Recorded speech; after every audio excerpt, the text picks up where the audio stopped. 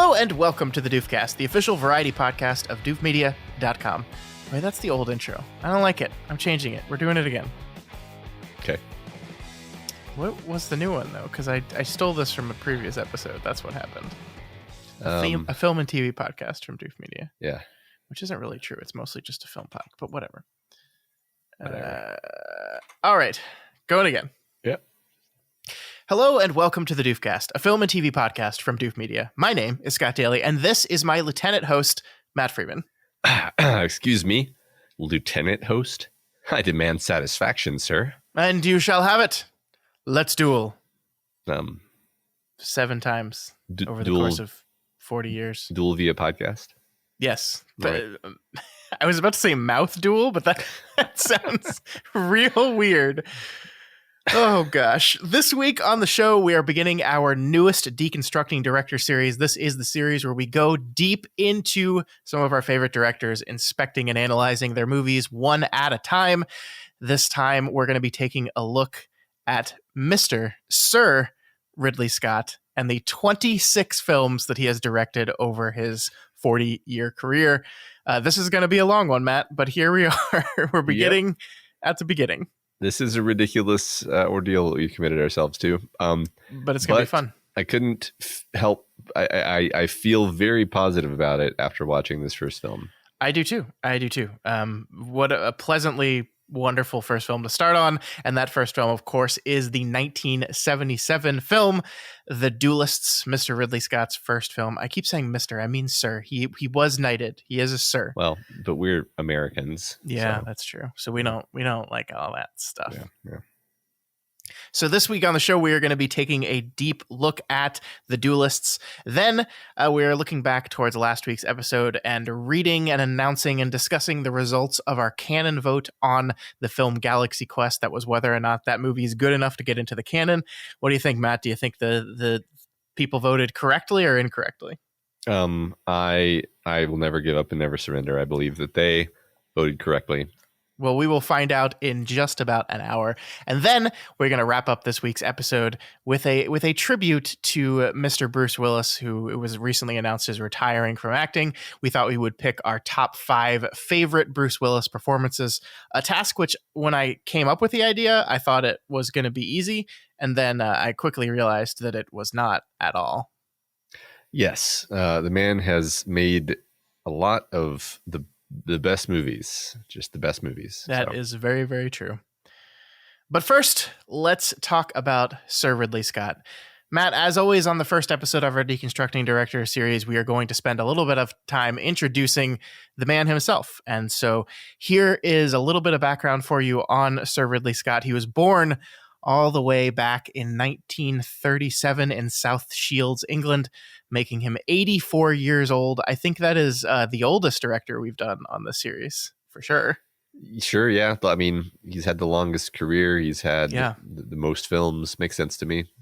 Yeah, Scott got very into film at a very young age, I think mostly because his grand uncle was the owner of a chain of theaters that operated in the area. And so he tended to go to the movies a lot. He really loved science fiction from a young age, something that will not surprise you at all.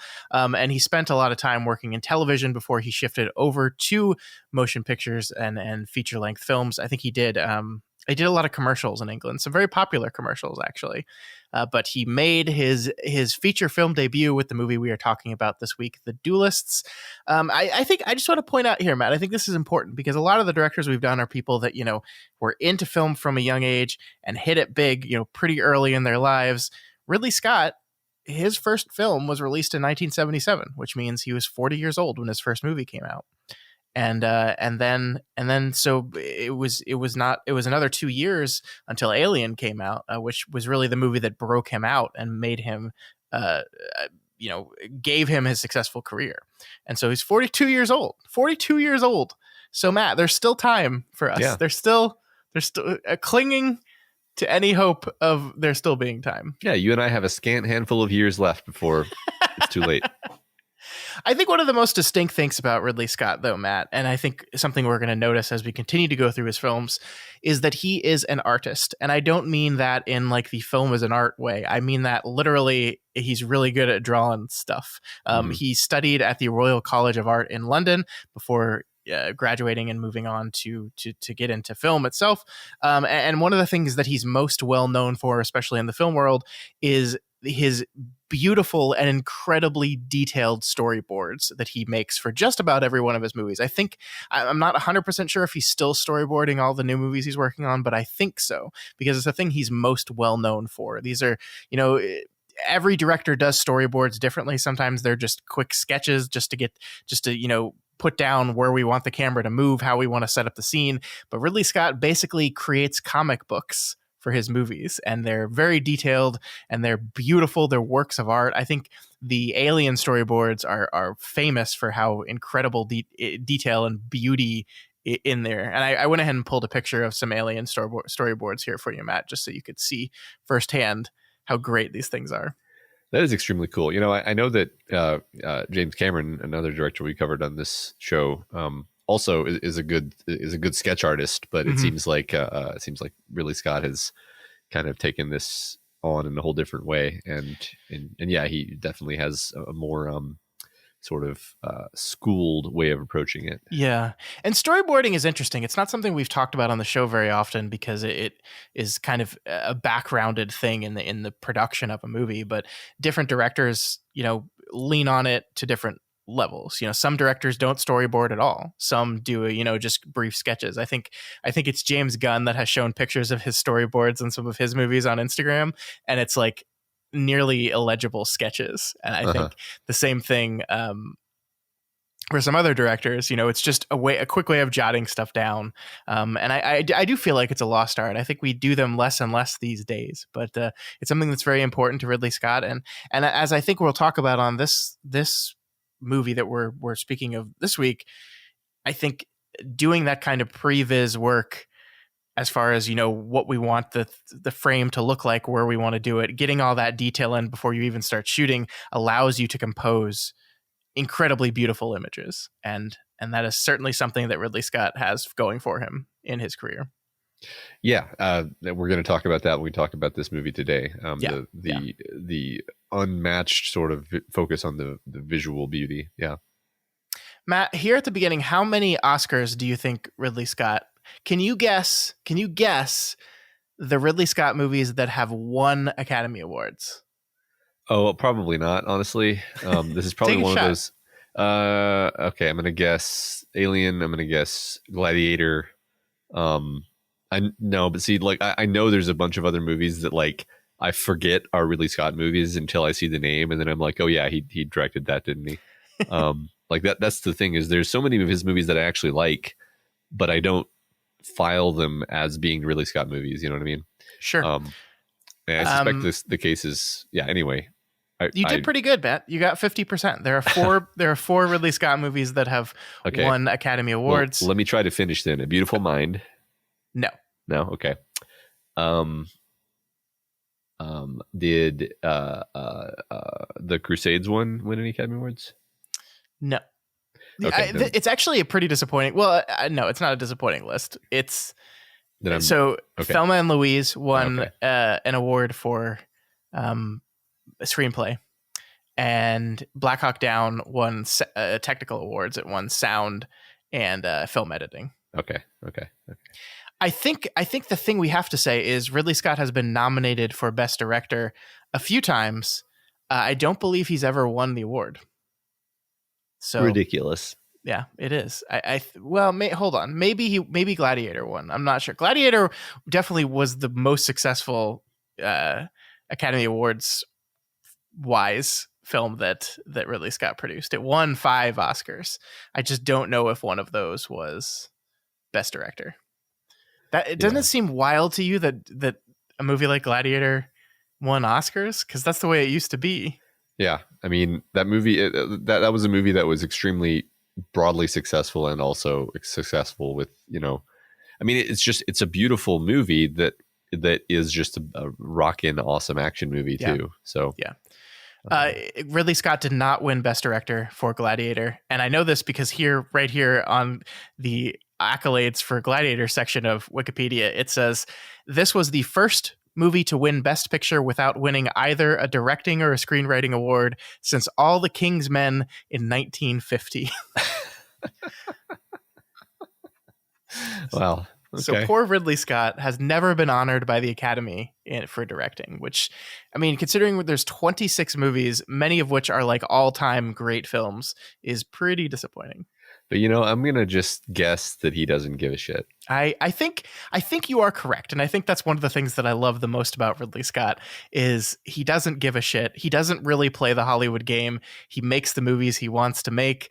And if you've never listened to an interview with Ridley Scott, especially a recent interview with Ridley Scott, you really should, because he's hilarious in his like old age kind of I'm done with this shit stuff. And it's really quite delightful to listen to him talk about the industry from the perspective of a person that has made so much money in the industry that he doesn't have to worry about like playing games and like trying to not piss people off, and B, a guy who just generally I don't think gives a shit anyway. Yeah. It's remarkable. Like, he will tell you the way things work. He will be very candid, and it's very, very fun. Awesome.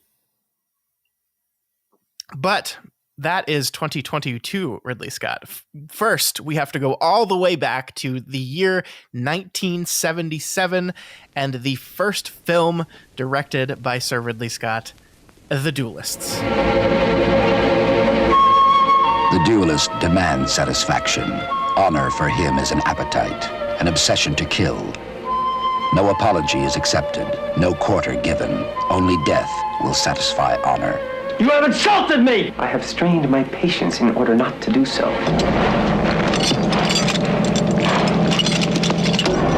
And I demand an apology. Matt, what is The Duellists all about? The Duellists is about, in France, 1801, due to a minor perceived slight, mild-mannered Lieutenant Dubert is forced into a duel with hot-headed, irrational Lieutenant Feraud. The disagreement ultimately results in scores of duels spanning several years. Scores. The Duelist was written by Gerald Van Hughes, based on the novel The Duel by Joseph Conrad. It stars Keith Carradine and Harvey Keitel as our titular duelists, making Harvey Keitel like the guy who I guess is the actor that like shows up in first movies of directors that go on to be huge, because he did that for Tarantino as well. True. And probably some other directors I'm not thinking about.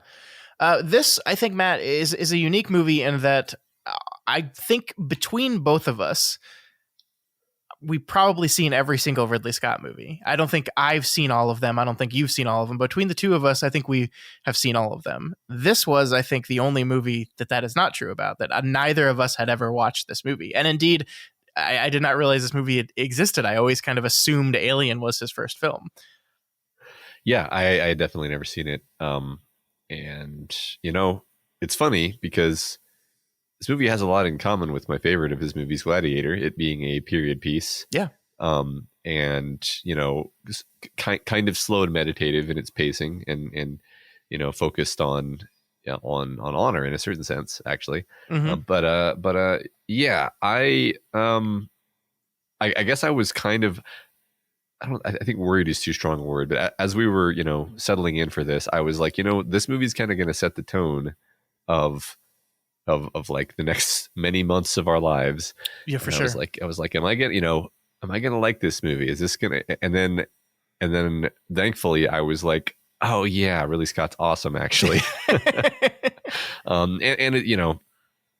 It's a great story. It's told with a great sensibility.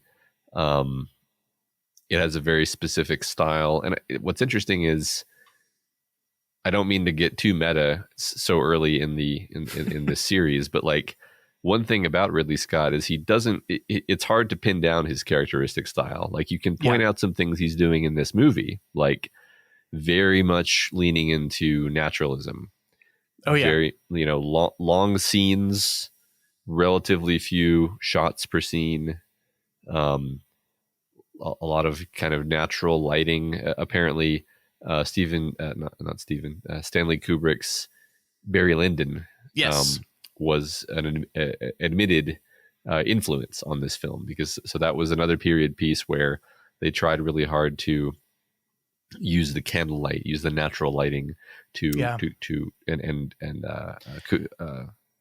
Scott is doing that here. Yeah, and it's not just the lighting too. I think the scene composition, right? That I think Kubrick was trying very hard to make every single one of his scenes in that movie look like a Renaissance painting. And I think, Scott is doing less of that here, but he also like really wants you to appreciate the kind of beauty of the world. And I think that beauty is mixed and cut very, very effectively with the brutalism of these stupid fucking duels these guys keep doing.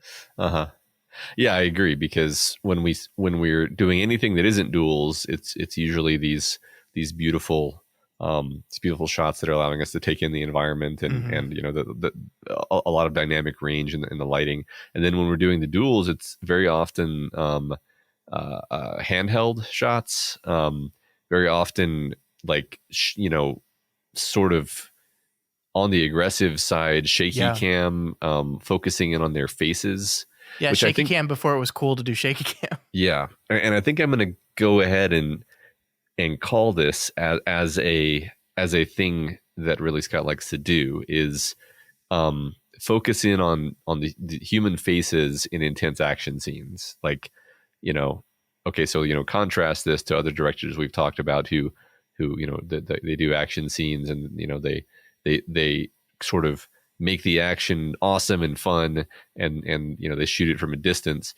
Ridley Scott is more focused on the human drama of the action. So very often the shot will be focused on the face, and here you'll be having a sword fight and I'm not saying this is exclusively the way the sword fights are shot, because they're not pure chaos. Like it's not like you have no idea what's going on, but very often it'll be focused on the face to the exclusion even of like, where are the swords?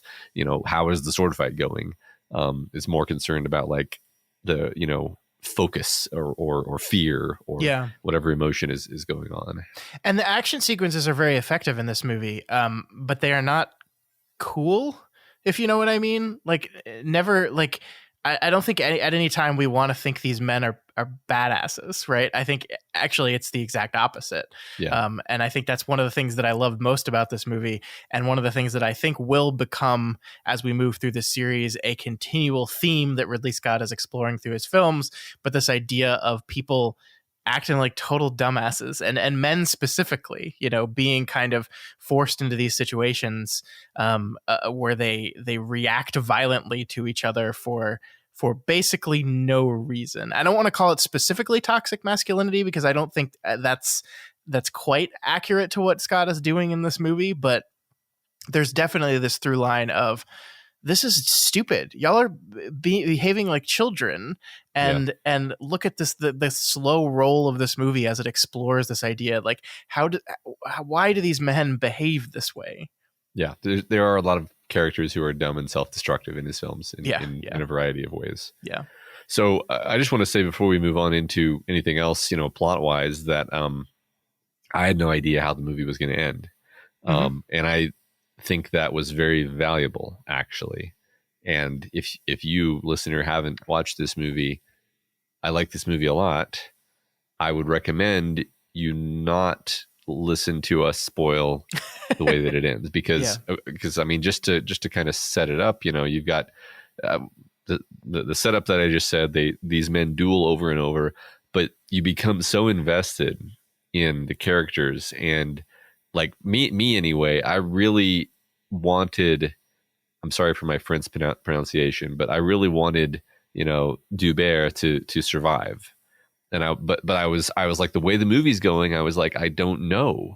I can't tell if this is going to be a tragedy about how he could have just walked away all these different times, but he kept going back to, to accept the duels. And the last time that Farod sends his seconds, and it was like, oh, is this his last chance to refuse? And if he doesn't refuse now, this is going to be his undoing, and it's gonna piss me off. But I'm not gonna be able to say that it's unreasonable, because man, like, he has everything. Why is he going back for another duel? He has everything, and so like could have gone either way. Like, and so I was so anxious. Like I was on the edge of my seat for the whole last duel. Yeah. Like, I was like, God, I don't remember the last time I've wanted a character to make it out of a movie as much as this one, you know?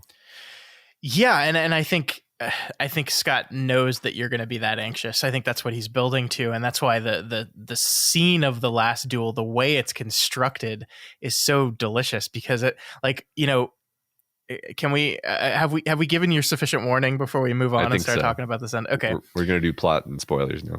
So like the idea that, like, you hear that the final duel is going to be pistols, which is such a violent escalation of things, you know, to the point where, like, oh, they're just going to actually kill each other. We finally escalated to pistols. This is it. They're going to kill each other. Here we go.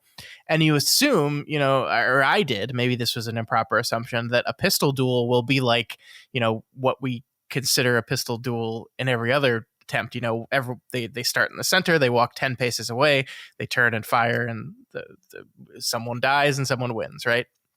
But that's not the way this duel goes, because they end up just like hunting each other through the forest. And it's this incredibly long, drawn out, tense scene where there's barely any music.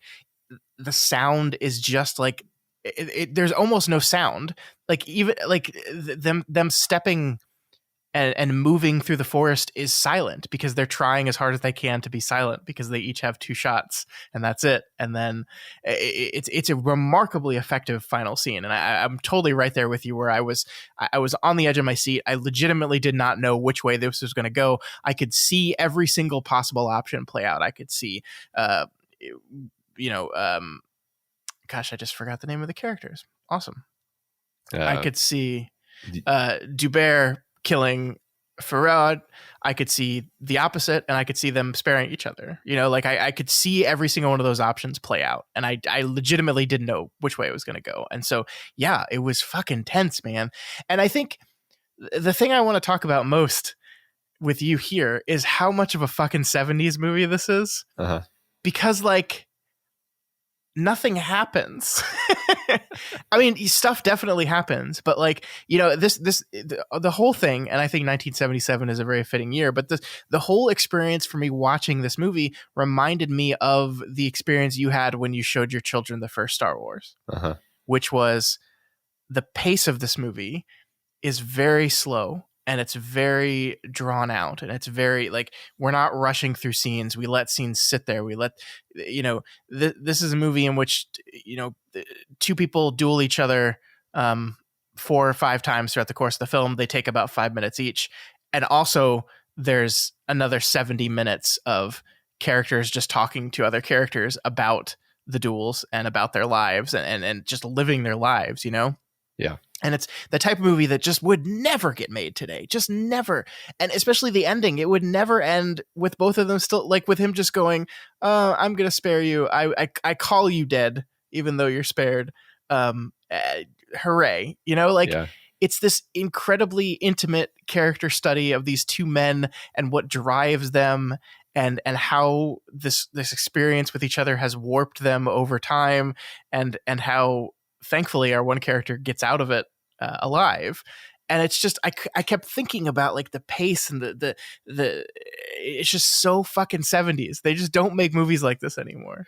Yeah. You know, there's whole kind of, I guess, side plots or plot threads, you could say, like him with his mistress. And it's not, so it would be totally wrong to say, like, nothing happens. It's like, no, it's just, like, very, you know, human drama focused in a way that I agree feels 70s.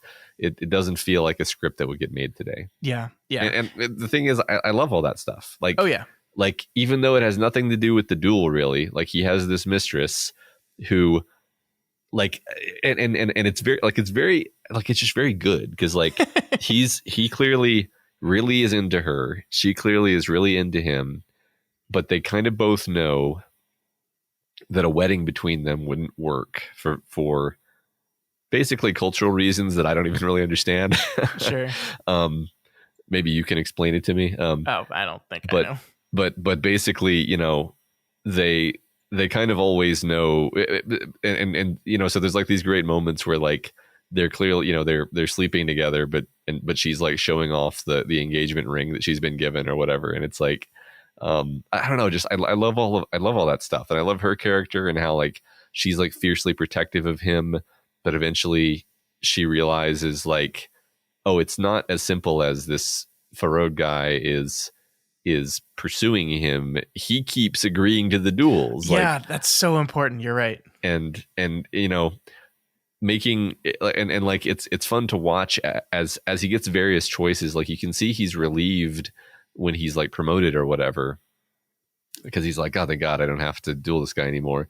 But then he never really tries to escape from it, right? It's because that would be cowardly. And so he has such a complicated relationship where he's clearly afraid, but he can't. He's too honorable to actually try to escape from the situation. So it just keeps coming back and back and back. This warped, kind of cursed, rotten sense of honor that is driving him through this whole thing, right? It's just like, you're absolutely right. Like every time he gets in a situation where he can get out on a technicality, he's so relieved by it. And yet every time he's challenged, he doesn't back down. He won't back down. He can't back down, even up until the end. Like you said, when he at the end of his the movie where he has everything he's ever wanted, everything's going great, and he still can't back down.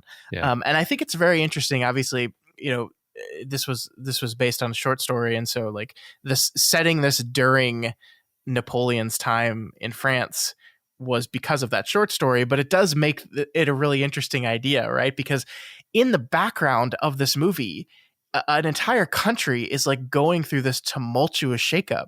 We go from the French Revolution to Napoleon seizing power, to Napoleon being defeated and exiled, to Napoleon coming back into power and then losing at Waterloo, and then the monarchy coming back after that and setting up shop again. And so like we have this massive amount of change in France. And one of the things I love about the movie is the way that change is demonstrated through the fashion, which I think like changes so fucking dramatically over the course of like 3 years. It feels like between the first and second duel, there's like, I think the narrator points out is like the only thing that had changed was the fashion, and like everyone's dressed like completely differently and it's just like, I think that's a great symbol of how tumultuous and ever changing the time was. And yet these two men are just kind of floating through that as they focus everything on each other and their obsession with this stupid thing that they keep doing with each other. Yeah. I mean, you definitely get the sense that Dubert is just kind of floating through life. Yeah. Like with this mortal danger lurking in the background of his life. And it's one of the few movies where the fact that we're just speeding across 15 years of time and watching the character age and watching his hair get a little bit grayer feels totally appropriate, because it's like, really, he's only really awake when stuff related to the duel is happening. Yeah, right. We yada yada over the rest of his life because he's yada yadaing over it. Yeah, exactly. No, I like that. Yeah. And he is this soldier, so like even after, when he's retired, he's like, life's kind of boring now. Like, yeah, I have my manor and my beautiful wife and everything, but one of my favorite bits is when he's sort of saying goodbye to everyone, because he thinks the odds are he's probably going to die, I guess. And I just love the, and you as the viewer, you're like, well, yeah, maybe he totally could die. And so it's a very poignant sequence. I liked it. I liked it a lot. And then I love the flip side of that when he returns home and his wife is there waiting for him. And it's like, where were you?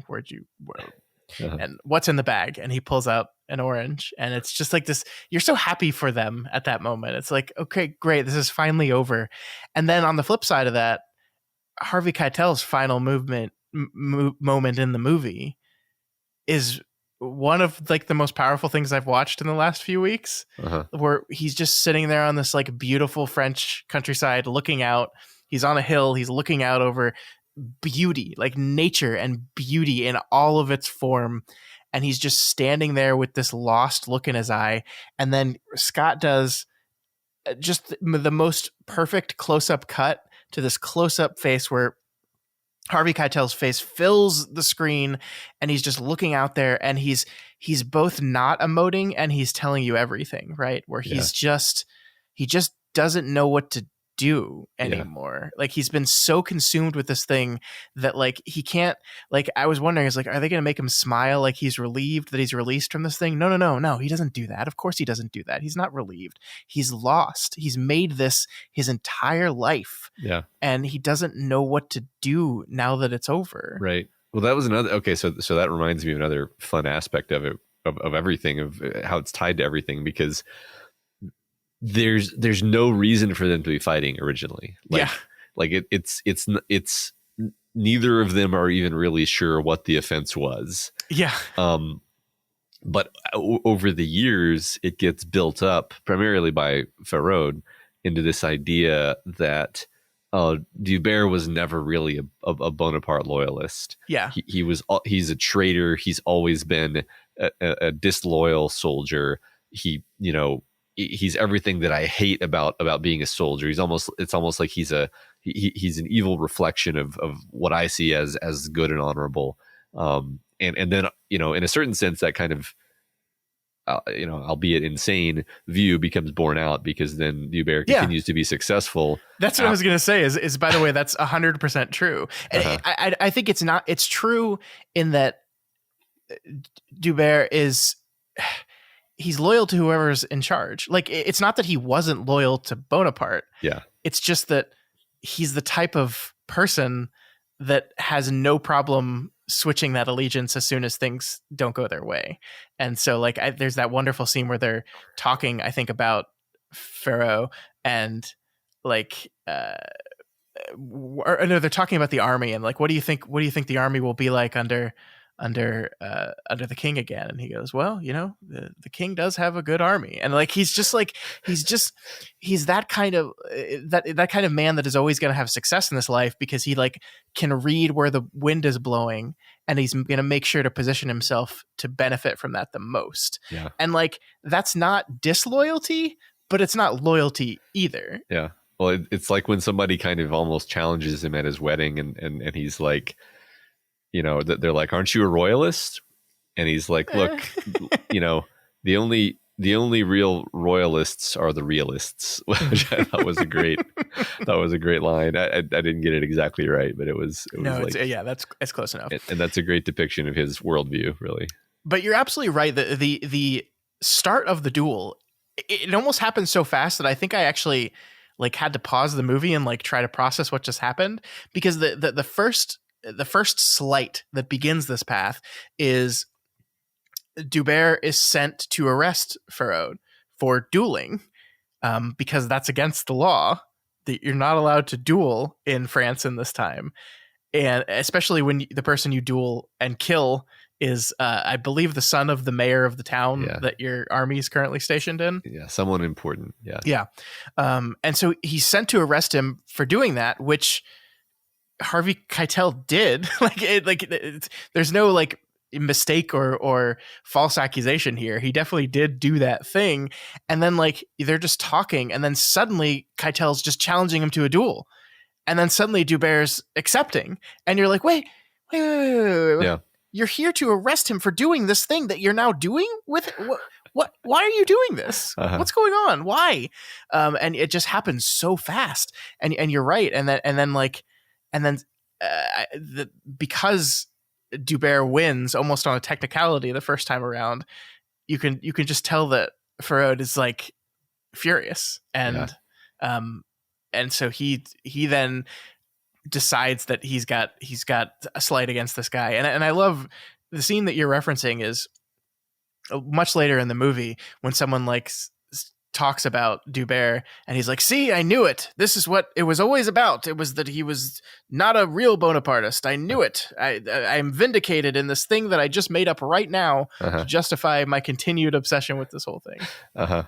Yeah, because he has made his whole existence, you know, because just to tie it back to that ending scene you were talking about, he is, you know, he is now not an outcast. He's almost sort of a you know, prisoner. He's a kind of political prisoner. Like he's been given, he's being watched. He's not trusted. He has no power. He has no wealth. He has no station. And in his mind, he can kind of blame Dubert for all this, or at least view Dubert as like a figurehead of like, he was always a traitor. The only reason Bonaparte lost is because we had these disloyal people on our side. And and so, you know, he made this duel about like everything, and now he's, you know, he's lost. And so like you said, he lost the duel, and now he's like, that was kind of all he had left. That was all he had left for his hope of achieving anything. I wonder if there is a larger metaphor here about the failure of the French Revolution in aggregate, you know, like this idea that like this thing started with, we're going to overthrow the monarchy, we're going to create a new free in like France, democratic France, and it didn't work. It was terrible. Thousands of people were brutally murdered for no reason, and then Bonaparte takes over, and then at the end of this whole thing, guess who's back to save you? it's another king. And I don't remember how long the reign of the monarchy actually succeeds after this point. I don't think it's too long, is it? I don't remember. My French history is not great, but I think the monarchy ends up folding again pretty quickly. I don't remember. But the point is, like, you can see this as just a failure of idealism in a lot of ways, you know, like that perhaps Froude is a man of ideals, and he earnestly believed that Bonaparte was the way to ensure that we got the France that we wanted, and the free democratic, ironically, France that the original revolution was about. And that failed. And why did it fail? Well, maybe it is because of people like Dubert that are just going to go with the people in power, that like, oh, I can see the monarchy seems to be picking up steam again. Well, better become a royalist again. Yeah, it's funny. I don't really know what the so-called Bonapartists wanted out of Napoleon. I mean, I feel maybe I'm projecting too much of our modern, you know, our modern century of political history, sure. but I would suspect it's just like, oh, he's so strong, he's such a good general, he's going to kick all of our enemies' asses and embarrass them and make us seem strong and proud, and that's enough. Like, I don't even care what his domestic policies are. What's important to me as a, you know, cavalryman, is that I get to, you know, humiliate the English, basically, right? Like that's my projection of the attitude of a 19th century. I mean, officer.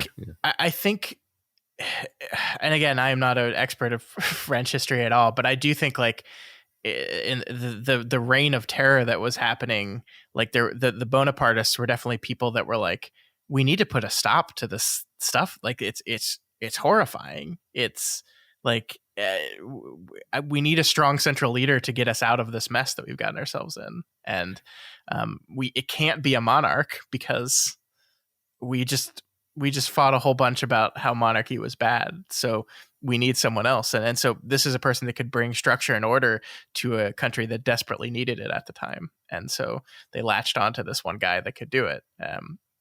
And he did for a time, right? I think it was more than a decade that he was in charge of France, which is not that long a time in the grand scheme of things, but hey, yeah, he extended France's, he invaded a bunch of other countries and got a bunch of land that he then immediately lost. But hey, yeah, I mean, just a very dramatic period of history. I think that's one thing that makes it kind of in common with Gladiator is it's a somewhat stylized, although I think actually period realistic depiction of a truly dramatic period in history. Yeah. I mean, this is actually based on a true story. Nothing like Gladiator ever really happened. But the whole idea of a gladiator is an inherently dramatic idea, and something that was sort of unique to that period of Roman history. So. Yeah, and I think, as we've said, kind of the duels here representing a microcosm of the larger duel happening for the soul of the country at the time, which is a really interesting angle on it that I hadn't really considered until we started having this conversation. And I like that a lot. I think the one thing that sells that most completely to me is the non-duel that happens in Russia when Napoleon's armies are invading Russia, and that failed invasion, that famously failed invasion of Soviet lands. And it's like these people are dying, they're starving, and yet these two men almost fight each other in the middle of this blizzard, right? And then it's literally only the arrival of the enemy that stops them from killing each other. And then so they briefly team up to fight their common enemy. And that whole thing is funny because the movie is explicit that like you're not supposed to duel during wartime. Yeah. And so that's another thing. That's another reason why this gets prolonged over such a period of time is they keep going to war. And then he has, like you said, he has a technical way out. Yeah. But then when the guy confronts him and is like, here's pistols, he doesn't say no, even though he could, because he's just that's his ego, his own sense of honor. And he says, a few times in the movie, he's like, honor before all. And he believes that too. So, I like the complexity though, like the scene when they're going to do the duel on horseback, and like, you can see how he's like terrified, but also just so angry. There's a lot of complex humanity here. It is interesting to think about Dubert and that concept of honor, though, and I think this gets into exactly what we were talking about with the complexity of who he is as a person, because like Farod defines honor as loyalty, right? Like the honorable thing to do is to find the person who you believe in and stay loyal to them no matter what. Dubert does not define honor that way, right? He goes with whoever is doing the best, but his definition of honor is almost explicitly like, well, if someone calls you out on your honor, you have to respond in some way. But it's just really interesting because I think those two things, like I would expect a person whose honor is most important to them, that they're going to be pulled into duels that could end in their own death, would not be so floaty when it comes to their integrity and their morals, about like what does Dubert believe about France? Does the movie ever really go into what does he think is the best thing for the country as a whole and for the people of the country? I don't think so. No, I don't think. I think that's one interesting thing about it is like it's about a morality that's so alien to our morality. Yeah. That it's actually fascinating because they just don't. Like sort of what you and I have been doing for the last couple minutes has been trying to map their world onto our world, sure. which is a thing that is sort of inevitably you're going to do, but also the point of watching like what you're feeling while watching the movie is you're actually more just immersed in the alienness of like, why would he do this? Like this is and it's like he just sees the world so differently than we do. He just cares about things that we don't care about. Yeah. Oh, 100%. I think that is the through line and why it makes for such a engaging story and movie, because you're just watching a person make the opposite choice that you would make in every instance. Like just every single time you're just like, what are you doing? Why? And especially like he gets his leg injured at one point, and so for the rest of the movie he's very slow moving, and you're just like, dude, you're an old injured veteran, like stop it. Yeah. I think when I realized that the final duel was going to be like them like sneaking through the forest to sneak up on each other, I was like, oh, Dubert's fucked. His leg doesn't work. Mm-hmm. How's he going to pull this off? Yeah, right. And he doesn't try to use that as an excuse at all, obviously. It's such a great... Oh, of course not. Yeah, just the details of the final duel. I don't know. Other than just running through it in detail, I don't know what to say. But just like the perfect tension of how they keep almost seeing each other. Yeah, and then finally one gets the drop on the other, and then misses, and then it's this long moment of seeing his shoe, twitch a couple times. Yeah, that was so good. And I think the fitting part of this, and the reason why Farrow loses the duel, is because of his impatience and his kind of recklessly charging forward nature, right? Like you got 2 bullets, he misses both times because he just can't stop, right? He can't. Yeah. And I think the patience of Dubert is what allows him to win. Yep. And kill him metaphorically. Yeah. Kill him. Metaphysically, you will deal with me as a dead man. Oh, what a fucking line. I do like, that's interesting. We haven't talked about that, but the movie hides the result of that duel from you, right? Like, so he's got the gun on him. We're in this kind of standoff where Farrow is out of bullets. Dubert has 1 bullet left. He's got the jump on him. And then we hard cut from that to Dubert walking back to the field where they first met, where his second is kind of standing there. Or I think it was a guy for Farrow, right? That was just like serving as his second in this duel. Yeah. Oh, because his other second froze to death in Russia, which is something we didn't talk about, that they just like casually see this guy frozen to death sitting there. And it's like, your friend just died. Why? What are you doing? Anyway, and then he walks back, and we get this moment with his wife, and the whole time you're like, did he really kill him? Did he kill him? And then the reveal is that no, he didn't physically kill him. Yeah. And you're kind of relieved by that, right? I think, like you said, you don't want him to die, but I also didn't want him to murder this guy either. Yeah. Right. I part of you would have been disappointed if he'd shot him in cold blood, but it was definitely more badass than him being like, I spare you. It was like, no. Yeah.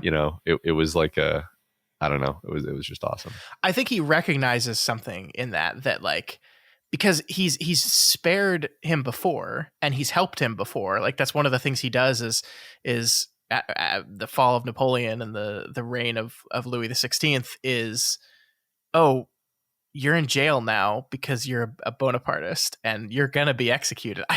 By the way, that scene was amazing, where the guy that's in charge of writing the list down is like, I'm glad I'm in charge of this, because if I wasn't, then I'd be on the list. And it's just like, this is absurd. This whole operation is absurd. But Dubert saves him from that fate. He gets him to cross his name off, and so he's freed. And so like he's doing all these things that for his perceived honor, and it's not stopping Farrow. And I think what he realizes at the end is the only way to truly stop him is to play his own game, in that, like, to say, like, I'm not going to kill you, but I'm going to use my authority to kill you in any way, all the ways that matter to you. Yeah. Well, my favorite thing about the bit where he gets him taken off of the execution list is that he makes sure that Farrow never finds out that he was the one who did it. And that to me says that there's a part of him that wants this dance to continue. Yeah, I think you're right. Because he would, he also has a lot wrapped up in this. He has a lot of his own sense of honor, and like, for him, the wars are over. He's retired. So if this guy's gonna get executed, then like, well, I'm out of the game. I'm just an old retired man. I might as well learn to make shoes. And part of him is, it's almost like, I don't know if the movie says this clearly, but it's almost like he knows Frodo is going to come after him again, and kind of part of him wants him to. Part of him knows that's insane, but part of him kind of wants him to. Yeah, I think that's an excellent point. I I didn't think about it that way when I was watching the scene originally, but now I think you're spot on there that he could have, it's the easiest way to solve your problem. You're just doing nothing, right? Like he doesn't even have to run away. Like there's nothing about besmirching honor here. There's nothing about his honor that's being challenged. He could have just said nothing and Farrow would be killed and then the problem solved. Your hands are clean of this whole thing. And yet he doesn't do that. So I think you're spot on there that this is less about extending him a kindness and more about I need to keep going with this. Speaking of the character who, the police minister who takes his name off the list, I'm pretty sure that is, I might be wrong about this, but I'm pretty sure that is, beloved actor Albert Finney. And then that just reminds me that this movie is absolutely stuffed with like all of those English actors whose names you don't know, but who you recognize. Yes. Everybody in this movie is some great English character actor. Which you got to wonder how this happened, right? Like Ridley Scott directs hundreds of TV commercials in the 70s, right? He's TV commercial after TV commercial. He decides at some point that, no one is going to come to me and say, hey, great TV commercial director, do you want to direct a movie? No one's going to do that. And so in order to make this movie, he has to go out there and get it done. He has his own production company. He and his brother started. This is something I learned in the course of prep for this episode, Matt, that I always kind of assumed Scott Free, the production company that Ridley and Tony Scott started, was something that they did like after they both, broke big. And so they said, okay, we've made it in Hollywood now. We've made it in the movies. Let's make our own production company so we could do this thing we want. We can make the movies we want. We can do it the way we want. Let's do it. But no, they formed this thing in like 1969 before either of them had really done anything. And it's just, I think it's important because it shows like they're going to go, Ridley Scott is the type of person that's going to go, solve his problems for himself. He's going to go out there and do it. I think he's similar to Cameron in that way. And so like, it's kind of remarkable to me that they picked up, like, I don't think Harvey Keitel was maybe in 1977 quite the holy shit actor that he was a little bit later, but still, like, he's got a lot of, for a first movie, there was a lot of money on display here, and there were a lot of really great character actors in it. Yeah. That is remarkable. I agree. Just imagine having the balls to do that. Yeah. God. By the way, this movie was a finalist for the Palme d'Or at Cannes. I think it did win the new filmmaker award at Cannes. They do like a best, most exciting new filmmaker. And Ridley Scott did it. So that's all very exciting. So yeah, it's funny because Keith Carradine is the lead. Obviously Harvey Keitel went on to be in all kinds of things. I absolutely did not recognize Keith Carradine. I don't know what else he's been in. I mean, he's been in a million movies actually, but he did a lot of TV stuff. That's what I think I recognize him from TV. And it's possible that I don't recognize him because he got older and then, his face looked different. But I mean, it just seems like he hasn't been in anything that I've seen, to be honest, which is interesting because he seems great. He did this fantastic in this movie. Yeah, he is. He's pretty wonderful in this movie. We haven't talked about those performances yet. And I think that's a great transition, Matt, which I ruined by pointing out that it was a great transition. I think he is remarkable. He plays this kind of snooty, feels mean. I don't know if I want to say snooty, but he plays this guy in this, this sense of, like, I think the first time we meet him, he has this sense of pride and authority in the fact that he's getting to run this errand. Like he's getting to order someone around and said, you, sir, did a bad thing, and I am a representative of the army here to arrest you and take you away. And I think that, I think it's less the specifics of his beliefs to Farrow, and it's more of his attitude that pisses him off in the first place. Just they're very different types of people, and he is kind of the more aristocratic, noble type of soldier, a career soldier, where it feels like Harvey Keitel's character is much more like the gruntish lower class type of career soldier, even though they're both generals at the end. Right. Yeah, that is really interesting. I mean, definitely the way he starts out, he's more arrogant. He's more of a climber. You know, he seems more, I guess, yeah, just kind of prickish actually. And you kind of actually dislike him in the first scene. Although that's what's great. I think that's what's great about the performance is that it's a human performance. It's a human performance of a guy who is a little bit arrogant and conceited and wrapped up in his own sense of honor. But he's not, unredeemable. Yeah.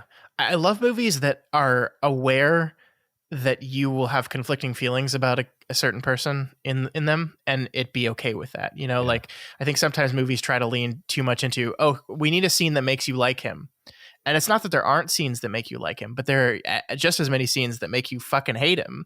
And I love that for this movie, because there is a version of this where this guy is just like hounded by this crazy person the entire time.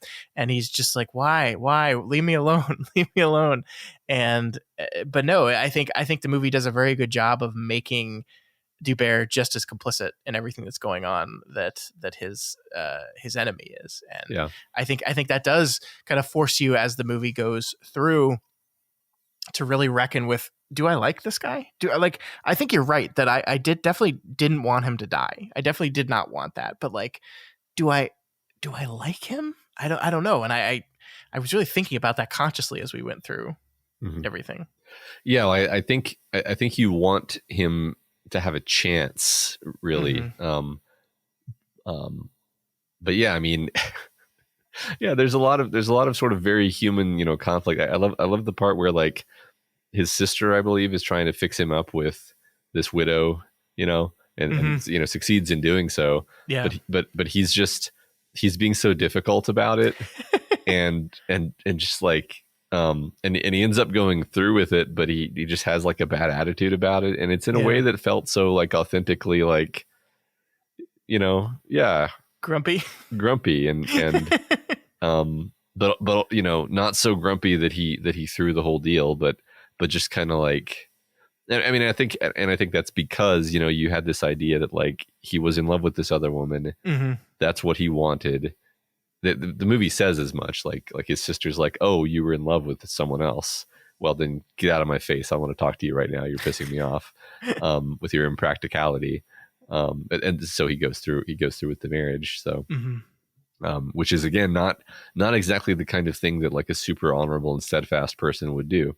You get the sense that a person who was totally, full in his conviction would have just married that other woman. Yeah. I think you're right. I think, and that would be something. I don't remember if Farrow knows about that, but that would be something that he would find disgusting in him. That he chose not to marry the woman he loved for some warped sense of propriety or something. Yeah. These two men, they don't get along, and like you're right that I'm glad like the movie isn't like we shake hands at the end and actually realize that we're kind of alike a little bit. No, you're not. You're totally two different people, and you're both destructive and terrible to each other, and we leave one hopefully with some hope, and we leave the other just devastated and unsure of what to do. And that to me is also another 70s moment where movies in the 70s were not afraid to just end shittily, like that, just like to have like, oh great, he didn't learn anything, he didn't grow as a person, and now he's just going to be miserable for the rest of his life, probably, right? It's like the end. Have fun, everybody. Yeah. I mean, I think, the 70s are such a fascinating time, Matt, in film. I think if you're a person that's looking at the landscape of modern film and kind of depressed at the types of movies we're making these days, and you haven't spent a lot of time watching movies in the 70s, you should go check them out, because it's this really fascinating time of these kind of very gritty and tough and naturalistic made character study movies. Like all the most popular movies that come out of the 70s are that, and also Star Wars. Yeah. Yeah, right. I mean, the next movie we cover is going to be Alien, which was indeed a 70s movie. And it's like, how many science fiction movies these days cannot directly trace their lineage to Alien? Yeah. None. My gosh.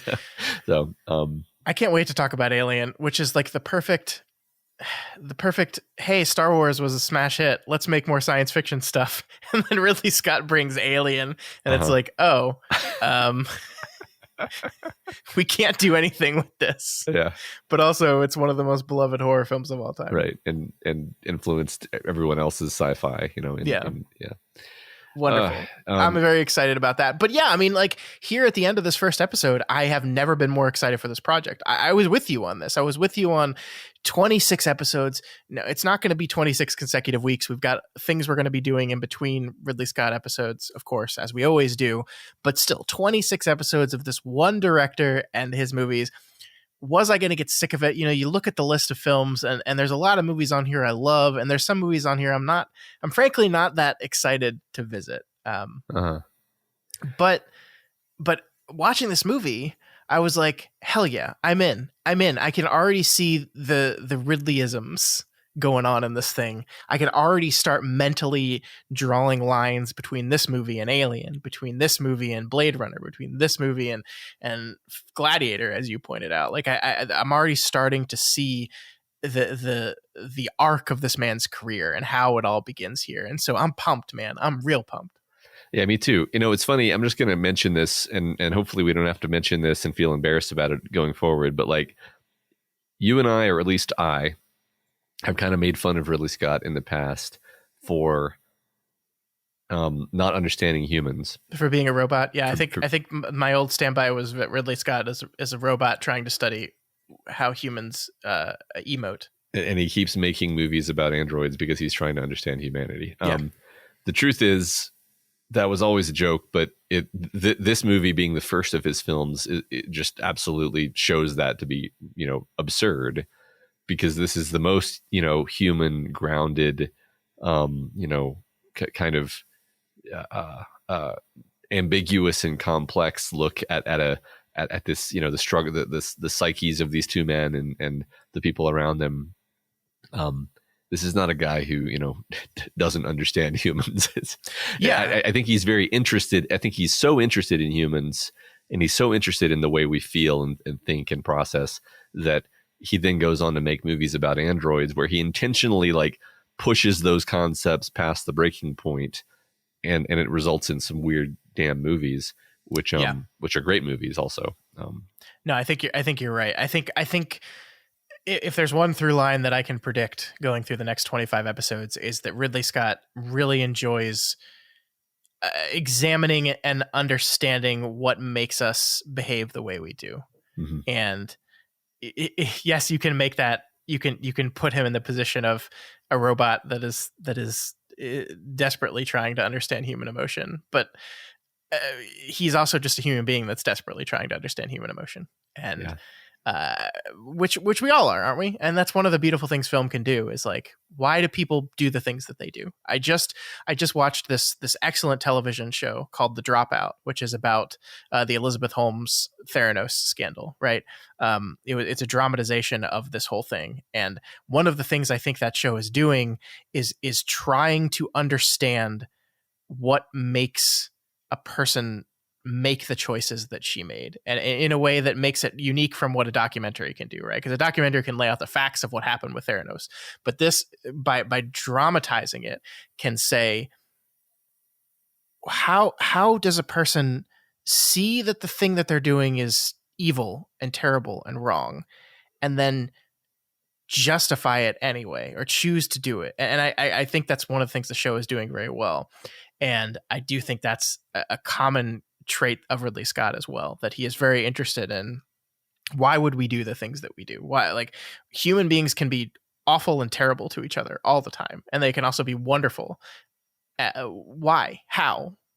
Yeah. When? Yeah, very interested in these specific kinds of like self-destructive person. In particular. Yeah. Yeah. Cool.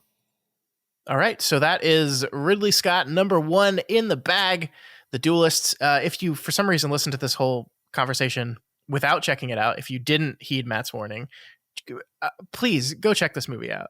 You will be in for a treat. It is like a slow burn character study type movie, but it's not like super long. I think it was an hour 40. Yeah, what's funny is it felt long, but in a good way. Yeah. Like it felt like you were just so immersed in it that you lost track of time. Yeah, totally. But it is not objectively a long movie. You're correct. All right. So that is it. We will be covering Alien next. I believe that's going to be next week, which probably more people have seen than this movie. I would guess. I would guess as not well. 100% on that, but I would guess. Yep. Doof. All right, Matt, it is time for the results of our poll on Galaxy Quest. So last week we reviewed the movie Galaxy Quest. Matt and I both loved it, of course, because it's your, I think you said, one of your favorite movies ever, right, Matt? I believe so. It's a wonderful, wonderful film. We gave it 2 absolute 100% yeses, but we left the final decision up to our listeners, and they delivered. Matt, you predicted at the beginning of the show that people would vote yes, and you were correct. I believe it's about 95% of the vote went to yes, so this was not close. This was never in doubt. There were a few people that voted no. Of course, they once again didn't tell me why, which breaks my heart. But yeah. If you're gonna vote no, you got to tell us why. I just want to know. Because obviously the answer is yes. So if you say no, then is there some flaw in the film that we're not aware of? Because tell us. It can't be. It's a flawless film. It is by definition of the word flawless. You look it up and it says Galaxy Quest. It does. In a dictionary. It has a picture of Tim Allen with a mullet. This is actually, we had a commenter on that loves the movie that did not vote no. Ask us if we've ever seen the documentary Never Surrender, a Galaxy Quest documentary. And I don't know. Have you watched that? It's on Amazon Prime. I've watched it before. It's pretty great. No, I have not seen that. It's on Prime for freezies if you have Prime. So I would watch it. I don't remember all of it, but I definitely watched it a few years ago, and it's a lot of fun information about the making of the movie and how it's a miracle of a movie to be made. How that it turned out as good as it did. It's just remarkable. Very cool. I had no idea. I'll check it out. And then another one of our listeners, Baby Can You Dig Your Sam, who you will recognize from a frequent question answer on Kingslingers podcast, wants you to know, Matt, that you've got to watch more Psych. They want you to know. We talked about Tony Shalhoub and Monk last week, but you need to watch more Psych. And I agree, Sam. Okay, I'll do that. All right, so that is it. Welcome to the Canon Galaxy Quest. Happy to have you here. Don't remember what all the other movies in the canon are, but that's okay. Yeah. One day we'll put them on the website. You're in good company, whatever that company is. It's a illustrious, exclusive group that none of these movies ever get voted no for. I don't know if this gimmick is working. We always vote yes, which is, I guess it's not a problem. But yeah. It's just, I think we voted no on like 2 things in the whole life of this whole thing. Feels about right. I don't remember which ones though. I don't either. Since we switched to movies only, I don't think I voted no on anything. I feel like I have, but I maybe not. I don't know. Probably just being difficult. Yeah, I don't know. Doof. All right, Matt, moving on to our final bit of the week. If you were living under a rock, you might not know this, but last week it was announced that Bruce Willis is retiring from acting. He has a degenerative cognitive impairment called aphasia, which is affecting his ability to communicate, which for an actor is pretty important.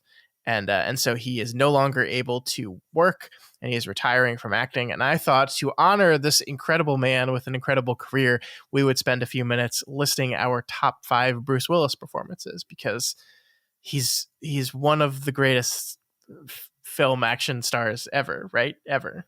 Yeah, he is. And he's had a really interesting career, right? You know, you were talking about this before we hit record. It's not like his career is filled with bangers, right? Like he makes a good movie that gets him on the map, and then he makes a bunch of dog shit that's not very good, but then he always manages to pull it back, right? He always manages to do something again that gets him back in big, you know? Yeah, no, that's what was fascinating. You know, you posed this question to us of you know, let's make our list of top 5. And as I was going through the list of his movies, I was like, oh my God, he's made so many movies that just look awful. Yeah. And I'm sure were awful. But then also scattered throughout that list are like 10 of the best movies ever. Like, so it's a very confusing career, to be honest. He's made a ton of movies. He has, especially the last few years where that's a whole complicated issue that I don't quite understand. I do feel bad about that. We're not going to get into that in too much detail, but I watched a movie at my in-laws last year called Out of Death. And it was one of these Bruce Willis movies that is, you know, the confusing direct-to-video thing where you're like, why is he in this movie? And we've kind of learned a lot more about the whys of that in recent weeks. But I remember laughing at how fucking terrible the movie was and how weird it was that Bruce Willis is only in it for like 5 minutes, even though he's on the poster and he says like 2 things. And the movie is obviously cut around the fact that he wasn't on set for very long. Like he's in scenes, and then sometimes you can tell it's clearly a body double that's just a bald guy and you're seeing the back of his head. Like it was just really weird. And I remember laughing at it a lot. And when this news broke, I felt really fucking terrible about laughing at this whole thing so much.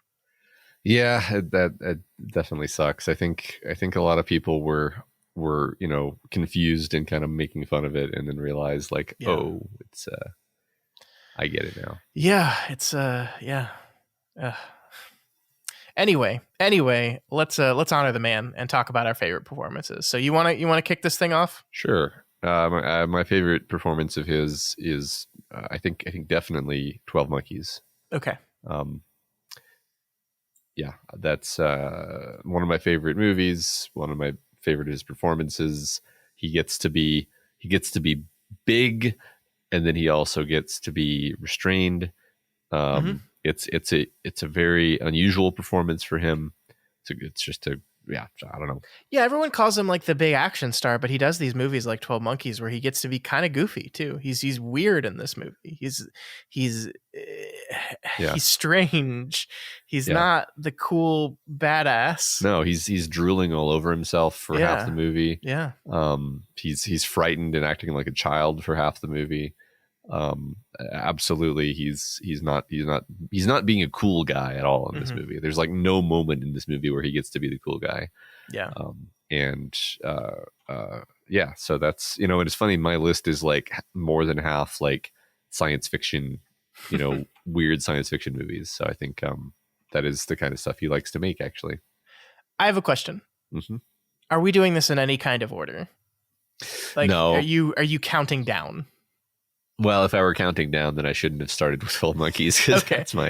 That's my number one.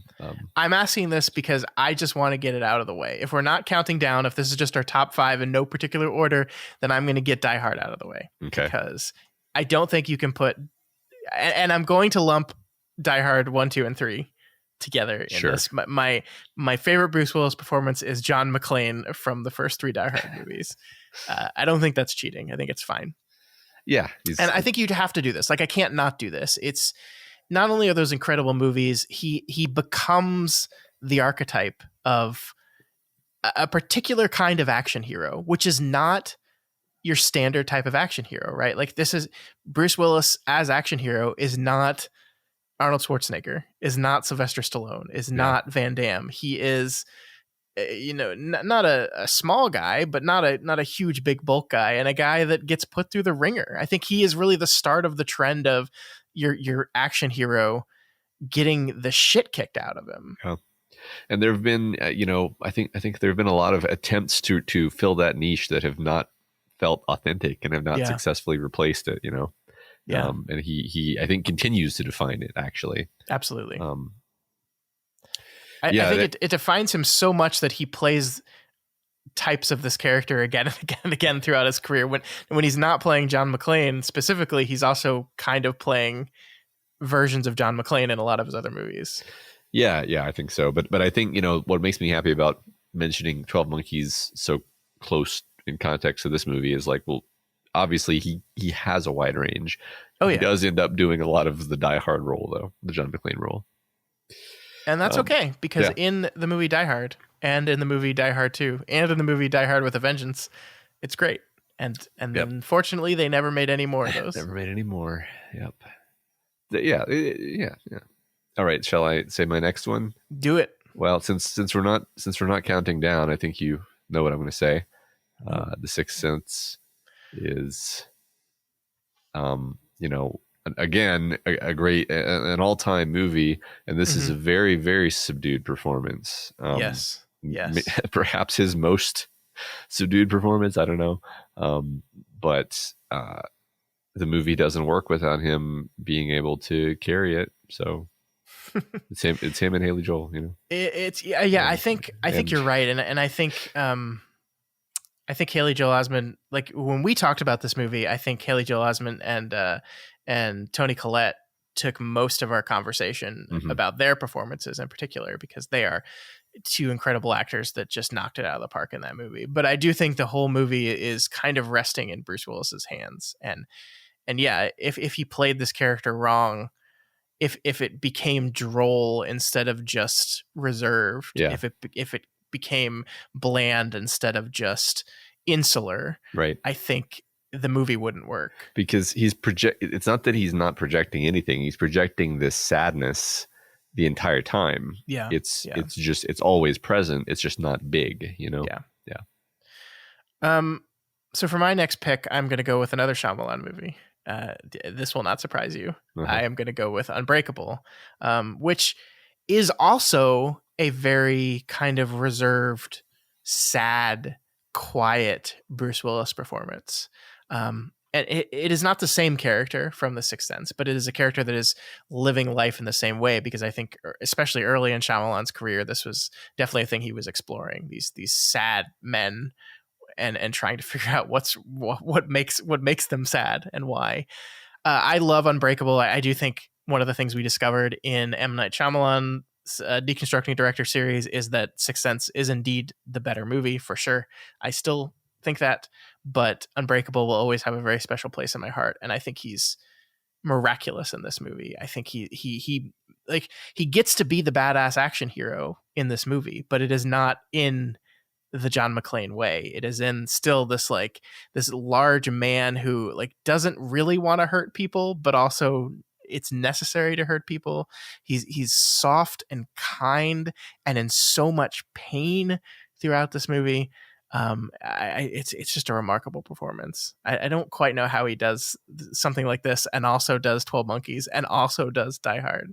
Yeah, I agree. I mean, I think you like that movie more than me, but undeniably he's the core of it. It becomes a lot less contentious after this point for me, actually. I mean, I think the next obvious one, which you would also, I will bet money is on your list as well, is the role in Pulp Fiction, primarily because it's an iconic role. It's an iconic performance. He's there's just the swagger, the charisma is just John McClane is also that, but I feel like he just turned that sexy bald guy dialed all the way up for that role, the highest it's ever been dialed. So I love Pulp Fiction. I think I love the whole movie. I think his sections of the movie, the Butch part of the movie, has to be my favorite of the whole thing, which I don't know if that's a common thought. I don't know. There's something about the start of that, from the moment he gets into that cab and he's like covered in sweat and taking off his boxing stuff, and Quentin Tarantino like slowly reveals what's going on and what's happening with this guy, to his interactions with his wife, which I just found adorable. I just like the whole sequence for me. He's perfect. He's just wonderful in that. The way he gets angry at her, and then like you see him kind of talk himself out of his anger, but then there's something so relatable about like he gets so mad at her and near violent, and you're like, no, Butch, please no. And then he calms himself down, but then he goes to go get his father's watch, and he's like screaming at her in the car, which is like this, like, I fucking told her, father, bedside table, little kangaroo. I fucking told, like, it's just like so fucking relatable that like he's just like, he calmed himself down. He didn't do anything terrible, but then like as soon as he gets out of earshot of her, he's just like, I can't believe the one thing I told her, the one thing. It's just, it's remarkable. I love it so much. Yeah, it's so fun. He's just so, I think he's just so aware. Yeah. Of how everything is going to come across on the screen. Like that's his superpower. Everything you're talking about really speaks to that. Mm-hmm. Yeah, and you are absolutely correct that Pulp Fiction was on my list too. So that's my third as well. Okay. So back to you. Oh, back to me then. Okay. Yeah. Yeah. So I think the next one will have to be, Looper. Okay. Yeah, I'm gonna go with that one. Okay. Yeah. I just think that's just a really good movie. And really good performance. It is a really good performance. I think the thing that I will never forget about Looper is the way they made Joseph Gordon-Levitt look kind of like Bruce Willis. But I love that movie so much. I mean, I have it in, like, I just am a Rian Johnson homer, right? So like I will love anything Rian Johnson does, but I really love this movie. And I think there's this interesting thing. Anytime you cast Bruce Willis in something like this, like you are aware on some level that you're casting John McClane a little bit, right? Like a little bit. And the thing I love about this is, we kind of have that expectation when you go into the theater and you see Bruce Willis is in something, you're kind of always thinking about John McClane a little bit. And I think this movie uses that a lot and shows this, we meet Joseph Gordon-Levitt first, who's trying to kind of play a young John McClane in a lot of ways. He's trying to do this thing. And then we meet the older version of him played by Bruce Willis, and it goes, oh, he's not like this at all. Actually, he's this kind of broken person, this broken, desperate person that's going back in time to desperately try to fix everything that happened in his terrible life. And I don't know, it's just really good. It's just a really good performance. Yeah, so good pick, Matt. Good pick. I agree, because he does bring the swagger, but there's also this terrible like emptiness and desperation to him. Yeah. It's great. My next pick is a little different. I'm going to throw you a curveball, Matt. Okay. I'm going to call this my 12 Monkeys pick. It's not 12 Monkeys, but mine is going to be Death Becomes Her. Have you ever seen this movie? Not only have I seen this movie, but this was the last one on my list. So. Oh, nice. This is a Robert Zemeckis movie starring Meryl Streep and Goldie Hawn as two women that take a magic potion to stay young. And Bruce Willis plays, I believe, the husband of Meryl Streep, correct? It's been a while since I've seen this movie. I think that's right, yeah.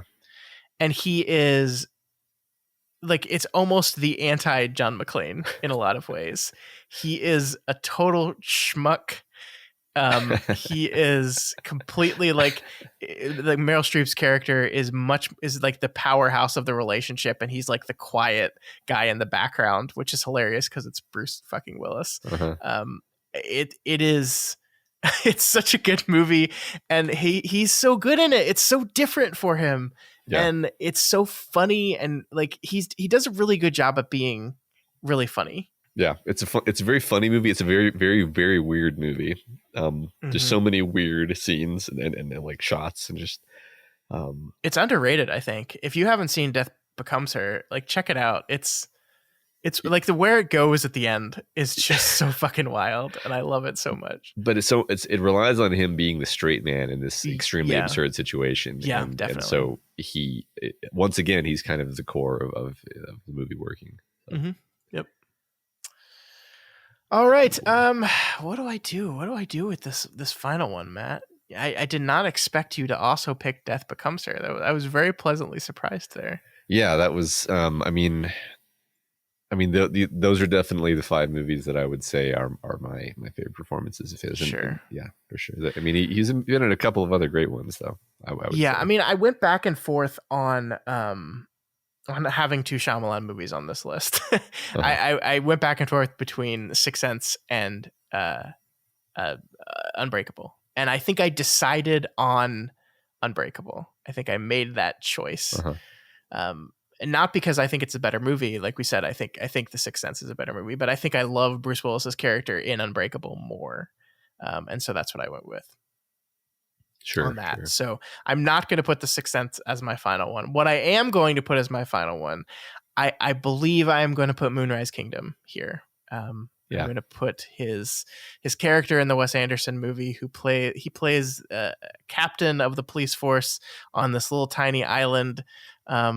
This man that is in love and completely unsure of how to express himself because he's having an affair, right? He's having an affair with the woman who I believe Bill Murray is married to, right? Yes, yeah.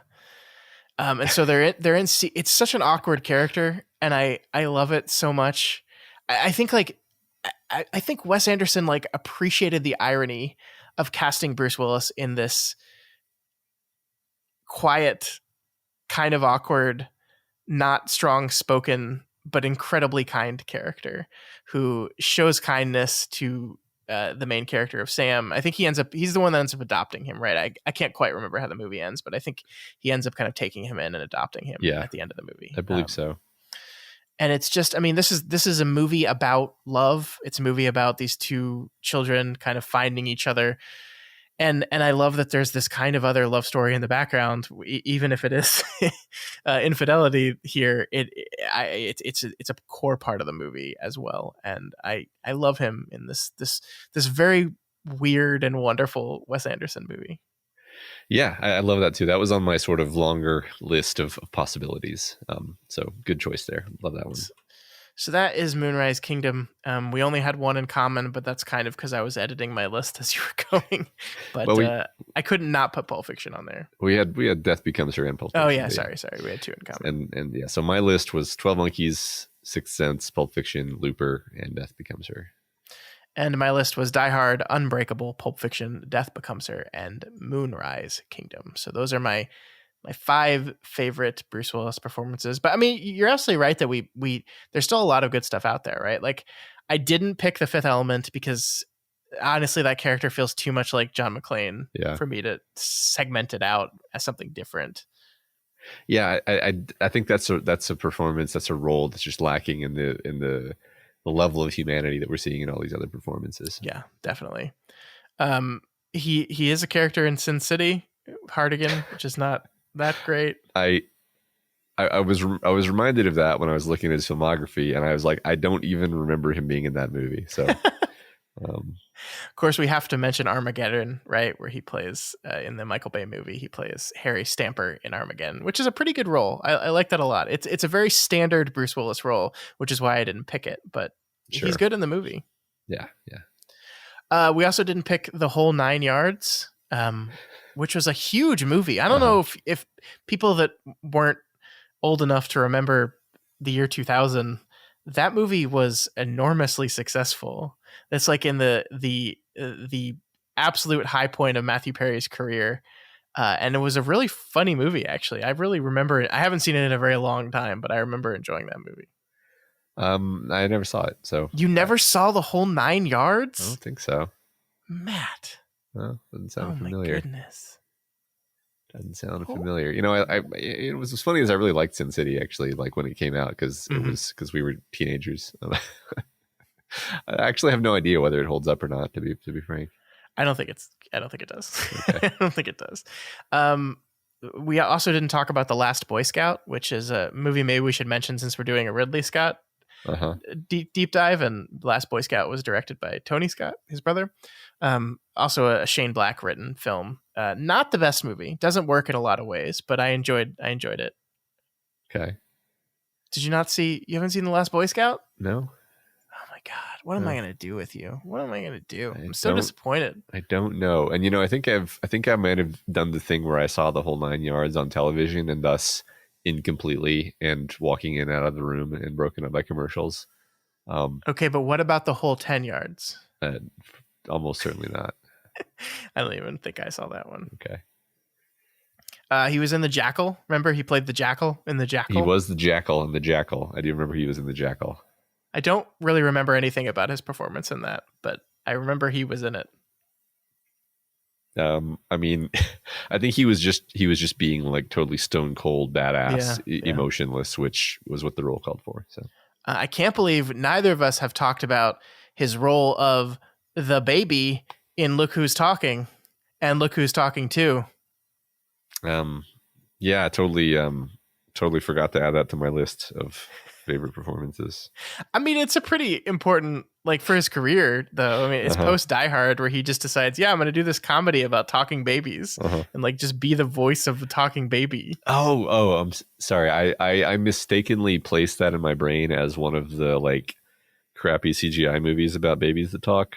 No. This was the one where it's just real babies, but Bruce Willis is just in a sound booth reading lines. That was not a bad movie. No, it was fine. Yeah, it was okay. Yeah, it was very Bruce Willis. I mean, that's I think the earliest, probably the first time I saw or heard Bruce Willis in my life was that movie. Entirely possible. Because I doubt my parents let me watch Die Hard before they let me watch Look Who's Talking. Yeah, makes sense.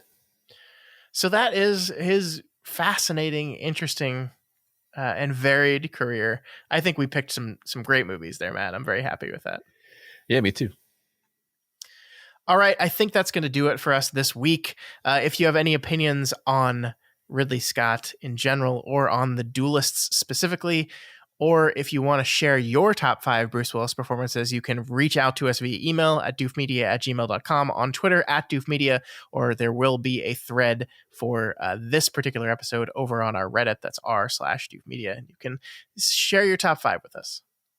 Yeah. If you're not already subscribed to the Doofcast, we encourage you to go do that and ensure you never miss an episode. You can find us on all the major podcasting platforms.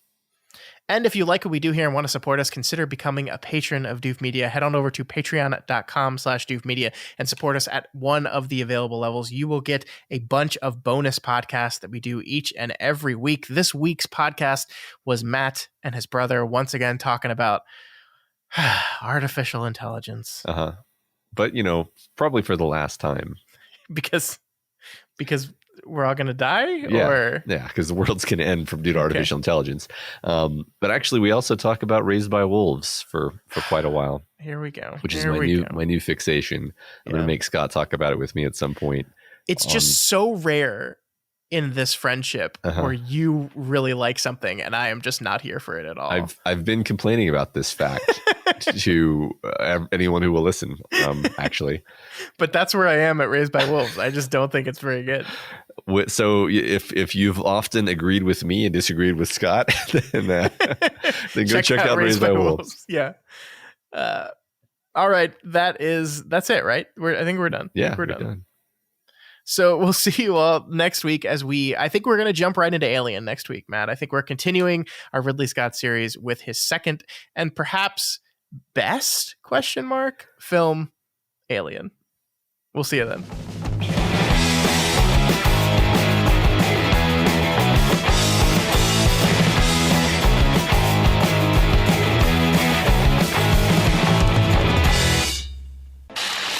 My name is Doof, and you'll do what I say. My name is Doof, and you'll do what I say.